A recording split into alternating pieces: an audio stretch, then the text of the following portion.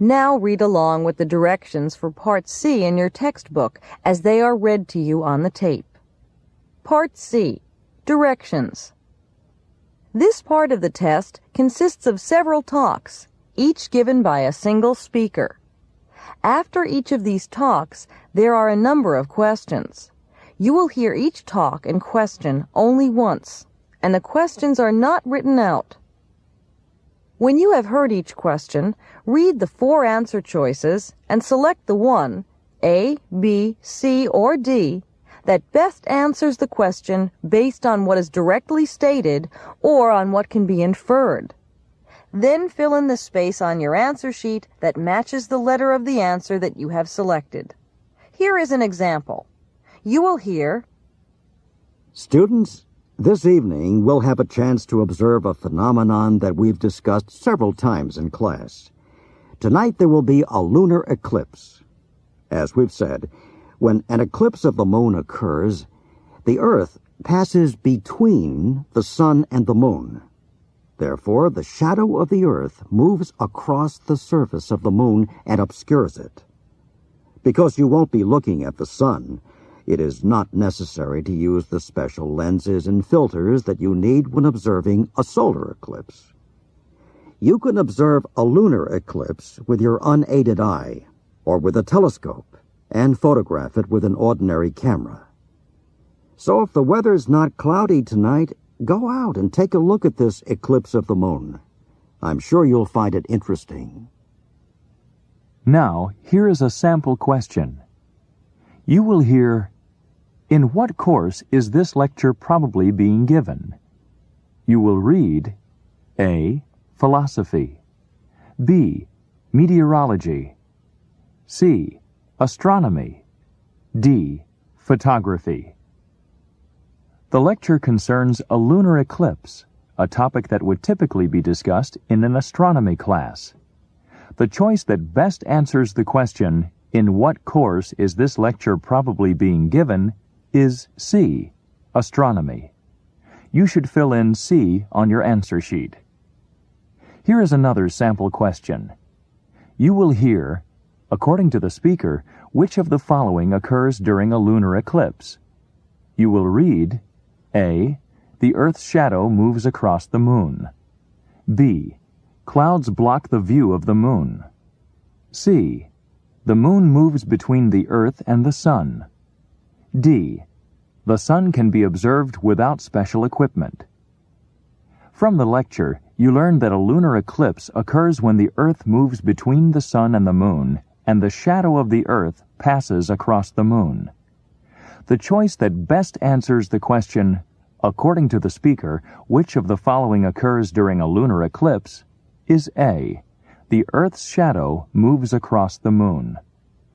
Don't forget, during actual exams, taking notes or writing in your test book is not permitted.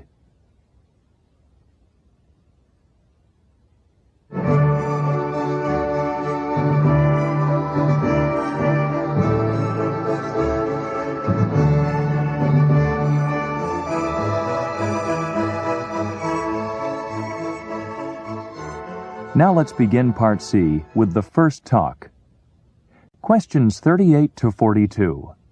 Listen to a student telling his friends about an experience he had. "I saw something rather unusual late last Sunday night. My roommate Ron and I were driving back here to the university from my parents' house. They live in a small town about 70 miles from here. We'd stopped so that I could drive. Ron was really tired. When all of a sudden the whole sky was lit up. I thought I was seeing a UFO, a real flying saucer. Ron thought maybe it was an airliner going down, or a satellite coming out of orbit. A fireball shot across the sky. It looked almost like fireworks. Then the light disappeared behind the hills. It wasn't until the next morning, when I was listening to the morning news on the radio, that I found out what had happened. Apparently, I'd seen a large meteorite. The light was caused by the heat of friction as the meteor traveled through the atmosphere. Most meteors burn up in the upper atmosphere, according to the announcer, but large ones can hit the ground. This one was unusual in that pieces of it were recovered. They landed in a parking lot about 20 miles from where we were. My mother told me that when she was young, she read a story in a magazine about a meteorite that crashed through the roof of a house and hit a woman sleeping in her bedroom and broke her leg. Anyway, it was an incredible sight, and I'm glad I was lucky enough to see it. Number 38. What did the man initially believe he had seen?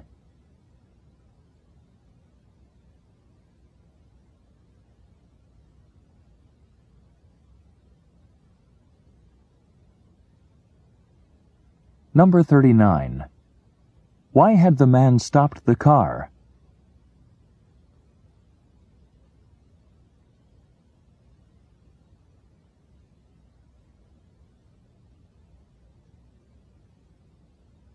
Number 40.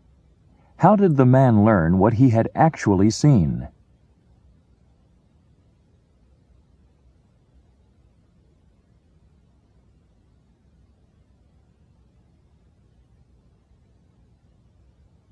Number 41.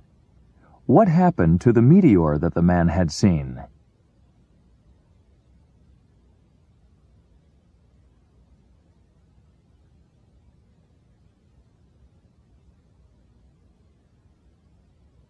Number 42.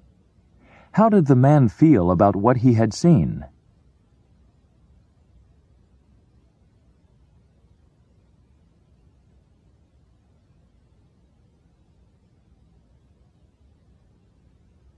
Questions 47 to 50. Listen to the following lecture. Good day, class. Today we're going to continue our discussion of American music with a look at the songs of the frontier period.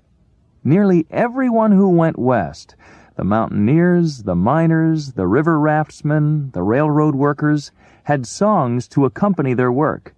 And after work, the men and women of the frontier sang and danced to fiddle tunes or country dances.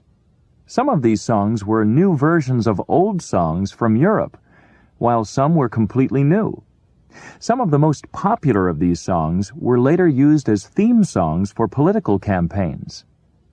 Now, we're going to listen to a few of these songs performed much as they were almost 2 centuries ago. As you listen to the recordings, notice the difference between these lively songs and the slower, more genteel music of the Eastern choral societies that we listened to in our last class. Number 47. In what course is this lecture probably given?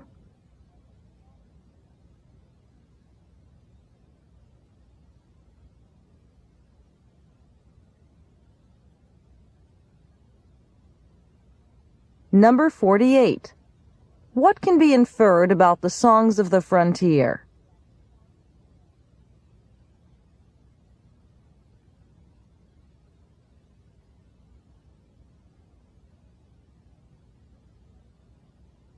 Number 49. According to the speaker, how do these songs compare with the songs of Eastern choral societies?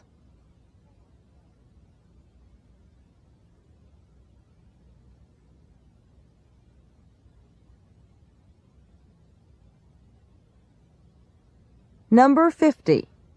What will the people who are listening to this lecture probably do next?